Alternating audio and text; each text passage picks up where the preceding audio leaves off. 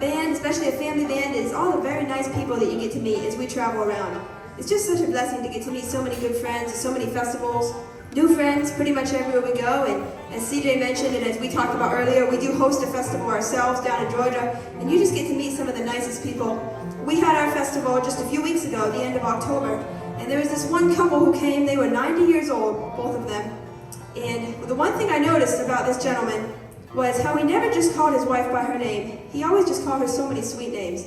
Just listening to them interact, he would tell her things like, honey, would you grab me my cane? Sweetheart, do you want to sit over here? All right, baby, are you ready to go?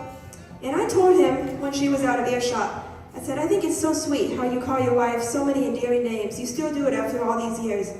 And he leaned real close to me and said, well, you know, to tell you the truth, I forgot her name about 10 years ago, and I'm afraid to tell her. We're going to do a song that celebrates this time of year where we live in Georgia. This is an original that I wrote. It's called When October Comes Around.